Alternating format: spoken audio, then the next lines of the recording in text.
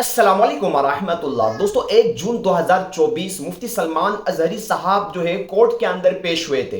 Court के अंदर क्या क्या बातें हुई, मुफ्ती साहब की तरफ से जो वकील थे उन्होंने क्या कहा और गुजरात सरकार की तरफ से जो अपोजिट वकील थे उन्होंने क्या कहा।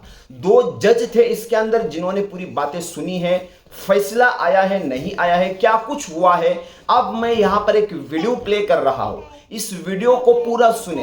ये एक हमारे भाई है, हिंदुस्तानी मीडिया इनका चैनल है, बहुत अच्छे तरीके से इन्होंने समझाया है इस मामला। यानी 1 जुलाई को आखिर क्या कुछ बातें हुई। 2 घंटे तक बताया जा रहा है कि कोर्ट के अंदर बहस हुई है।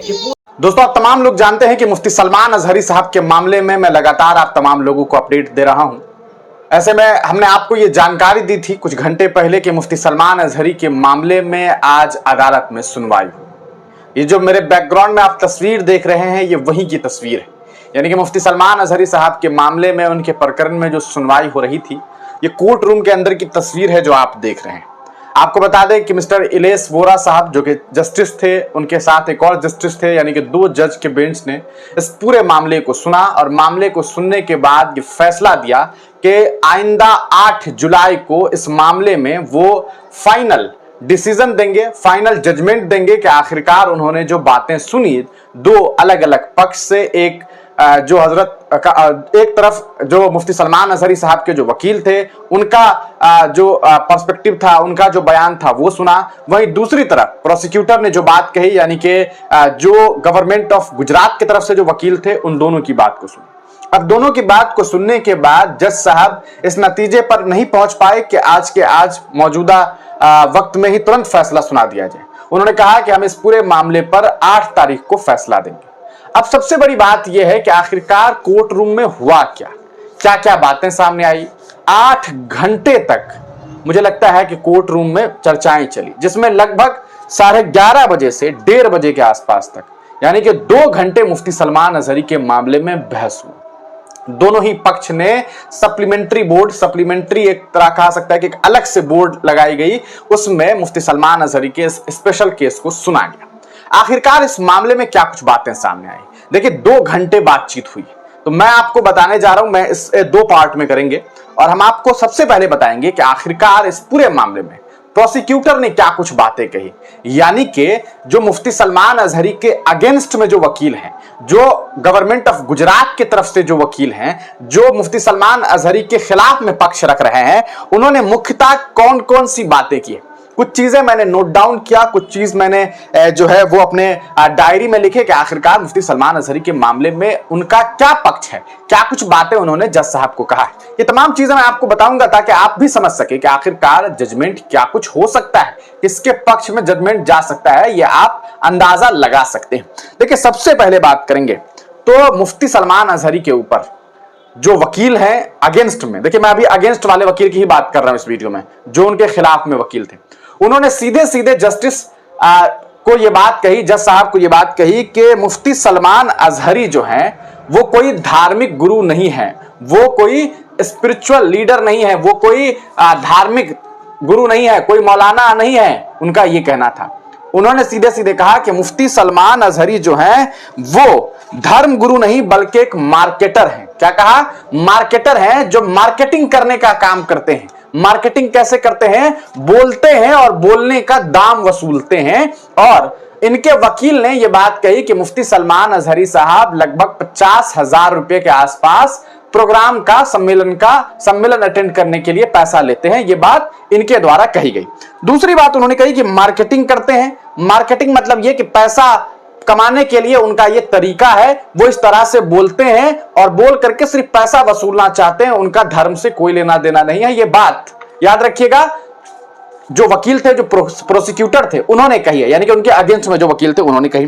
फिर उन्होंने ये आरोप लगाया, जज साहब के सामने ये बात कही कि देखिए, इन्होंने पब्लिक ऑर्डर को खराब करने की कोशिश की है, यानी कि जो लोग आपस में रहते हैं, आपसी सौहार्द को बिगाड़ने की कोशिश की और सभी कुछ इन्होंने जानबूझ करके किया। ऑल इंटेंशनली शब्द का इस्तेमाल जो है प्रोसिक्यूटर ने किया था और उन्होंने साफ साफ ये बात कही कि इन्होंने जानबूझ करके ये काम किया। अच्छा, इन्होंने ये बताया कि जानबूझ करके कैसे किया, तो ये साबित करने के लिए इन्होंने जज साहब के सामने में कहा कि देखिए, इन्होंने पहले जूनागढ़ में भाषण दिया, फिर इन्होंने कच्छ में भाषण दे दिया, फिर कच्छ के बाद इन्होंने मोडासा में भाषण दिया और जानबूझ करके तीनों जगह इन्होंने विवादित बातें कही। ये बात इनके वकील ने यानी कि गवर्नमेंट ऑफ गुजरात ने अपना पक्ष रखा पासा को लेकर के, इसलिए इनके ऊपर prevention of anti social activities act लगना ही चाहिए। ये बात इनके वकील ने कहा, इनके अगेंस्ट वाले वकील ने।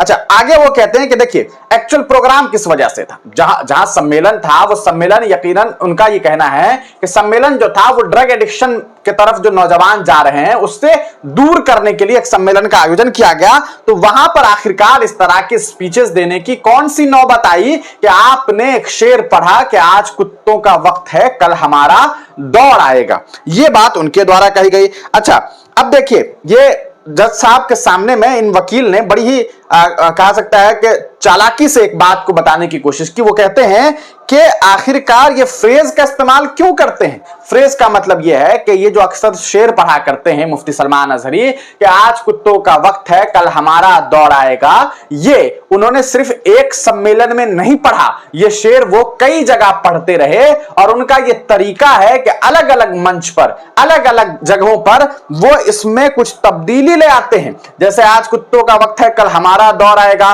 उसमें कभी कुछ चेंज कर देते हैं, कभी कुछ चेंज कर देते हैं और अलग अलग मंच पर जाकर के अलग अलग तरीके से ये पेश करने की कोशिश करते हैं और एक खास समुदाय, एक खास मजहब के लोगों को टारगेट करने की कोशिश करते हैं। आपसी सौहार्द को, इनका यह कहना है कि आपसी सौहार्द को बिगाड़ने की कोशिश करते हैं और साथ ही साथ जो हालात हैं, जो देश में हालात हैं उसे बिगाड़ने की कोशिश कर रहे हैं। ये बड़ा आरोप आज इनके अगेंस्ट में जो वकील था उन्होंने लगाया। उसके बाद उन्होंने कहा कि देखिए इस पूरे मामले से क्या होता है, अलग अलग स्टेज पर रिपीटेडली इस लाइन को इस्तेमाल करने से फियर और इनसिक्योरिटी बढ़ती है। ये बात वकील ने कही, यानी कि डर का माहौल बना रहे हैं। किसके लिए भाई? अगर इनका कहना है यानी कि ये जो शेर पढ़ा इससे खास मजहब, एक खास समुदाय के लोगों के अंदर डर का माहौल बन रहा है। हालांकि अगर आप उनको देखेंगे तो उनकी आबादी ज्यादा, सब कुछ उनके पास, सरकार उनके पास, अखबार उनके पास, तमाम चीजें उनके पास, लेकिन इनके बावजूद ये बातें कही गई कि फियर और इनसिक्योरिटी जो है वो उनके अंदर, फियर और इनसिक्योरिटी सामने आती है जब इस तरह की भाषण जो है मुफ्ती साहब देते हैं। आगे जजमेंट ऑफ लोहिया के बारे में जिक्र हुआ, एक जजमेंट है उसको लेकर के भी बातें की गई। मैं इस जजमेंट के बारे में बहुत ज्यादा नहीं जानता हूं, तो जब तक मैं इसके बारे में जानकारी नहीं एकत्रित करता हूं तब तक आपको जानकारी नहीं दे सकता। मैं कोशिश करूंगा कि इसके बारे में जान करके आपको बताऊं कि आखिरकार जजमेंट ऑफ लोहिया क्या था। देखिए आगे उन्होंने क्या कहा, इनके जो अगेंस्ट में वकील थे वो कहते हैं कि targeted majority community, minority community. उनका ये कहना है कि सिर्फ मेजॉरिटी को नहीं बल्कि माइनॉरिटी कम्युनिटी को भी टारगेट करने का काम मुफ्ती सलमान अजहरी करते हैं। यानी कि उनके ऊपर आरोप लगाया गया कि न सिर्फ हिंदू समुदाय, क्योंकि मेजॉरिटी में तो सिर्फ हिंदू समुदाय है देश में, तो न सिर्फ हिंदू समुदाय को बल्कि इसके अलावा कुछ अन्य समुदाय जो इस देश में माइनॉरिटी में आते हैं, जैसे सिख ईसाई हो गया, बौद्ध हो गए। अब इसमें कौन वो माइनॉरिटी कम्युनिटी है जिसके बारे में वकील साहब ने बात करने की कोशिश की, उन्होंने नाम नहीं लिया। क्या इस माइनॉरिटी कम्युनिटी में यहूदियों की भी बात की जा रही है, क्या ज़ायनिस्ट की भी बात की जा रही है? क्योंकि आपको याद होगा कि मुफ्ती सलमान अजहरी ने जो जूनागढ़ में शेर पढ़ा था उसका पर्सपेक्टिव सीधे सीधे फलस्तीन था। तो कहीं ऐसा तो नहीं है कि यहां पर वकील साहब ये कहना चाह रहे हैं कि न सिर्फ नॉन मुस्लिम्स में, खास करके हिंदू समुदाय को टारगेट किया इस शेर के जरिए, बल्कि माइनॉरिटी को भी, क्योंकि कुछ इस पूरे देश में कुछ ना कुछ जो है गिनती में ही सही, लेकिन यहूदी भी तो इस देश में रहते हैं कहीं ना कहीं कुछ हिस्सों में, तो उन्हें टारगेट करने की कोशिश की गई। इस तरह का भी एंगल देने की कोशिश कहीं ना कहीं की गई है। आगे देखिए इसमें इन्होंने एक और चीज जोड़ा। इन्होंने कहा कि जो जज साहब के सामने में इनके अगेंस्ट में जो वकील है उन्होंने कहा कि अक्सर मुफ्ती सलमान अजहरी एक बात कहा करते हैं, जैसे कि उनका एक बहुत चर्चित लाइन है कि वो अक्सर कहते हैं कि ये जिंदगी है नबी की, नबी के लिए। ये लाइन भी कोट करते हुए कहीं ना कहीं इनके जो वकील थे अगेंस्ट में वो कहना चाह रहे थे कि इस तरह के लाइन का इस्तेमाल करके जज्बात से खेलने की कोशिश की जा रही है। हालांकि इस तरह का कोई लाइन प्रॉफिट मोहम्मद ने नहीं कहा है। ये बात अगेंस्ट में जो वकील है उन्होंने कही जज साहब के सामने में। उसके अलावा देखिए इन्होंने क्या कहा कि जूनागढ़, कच्छ, मोडासा 3 जगह इनके ऊपर मामलात हुए। तीनों जगह मुसलसल इन्होंने स्पीच दिया और तीनों जगह ही ऐसे स्पीचेस दिए गए जिसकी वजह से इनके ऊपर आरोप तय हुआ।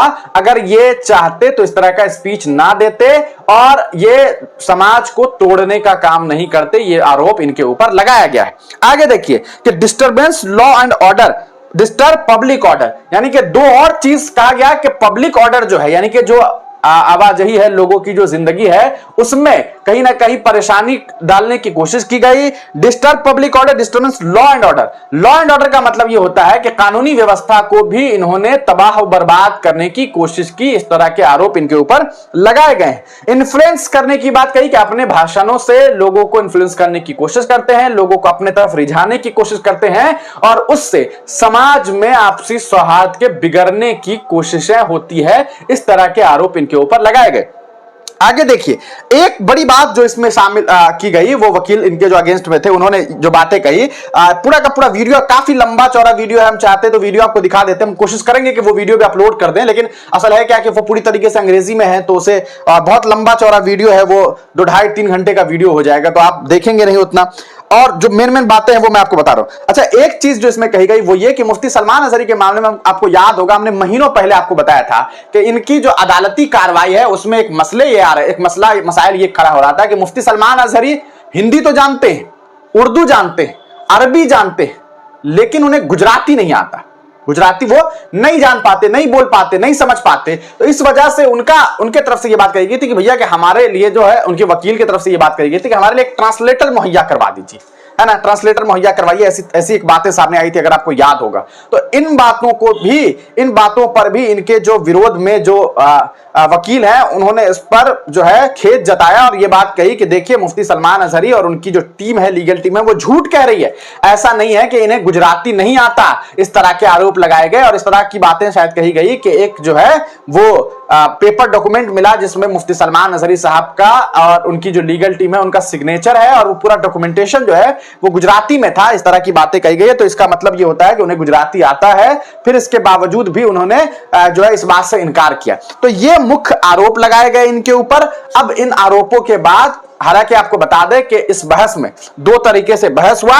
एक तरफ मुफ्ती सलमान अजहरी के वकील थे जिनकी लीगल टीम थी, यहां पर 3 लोग दिखाई दिए, जिसमें एक फीमेल थी, 2 मेल थे और एक जो लीगल टीम थी उस तरफ जो प्रोसिक्यूटर थे, यानी कि जो आपको मुफ्ती सलमान अजहरी के विरुद्ध में खड़े थे, जो मुफ्ती सलमान अजहरी के अगेंस्ट में थे। तो पहली जो दलील थी, इन्हें सुनने वाले 2 जज थे और दोनों ही जज इस मामले को सुन रहे थे। तो इस मामले में यह देखने को मिला कि इनके जो वकील थे, सबसे पहले इन लोगों ने अपनी बात रखी और मुझे लगता है कि लगभग 40 मिनट के आसपास जो है इन लोगों ने अपनी बात रखी थी। उसके अलावा इन्होंने फिर उसके बाद जो अगेंस्ट में जो थे, इन्होंने भी लगभग 1 घंटा तक जो है वो बोला और उसके बाद जो जज साहब है उन्होंने ये फैसला दिया कि हम 8 तारीख को, यानी कि 8 जुलाई को इस मामले में फैसला सुनाएंगे। तो ये पूरा का पूरा मामला जो है इनके अगेंस्ट में जो वकील थे उन्होंने कही है।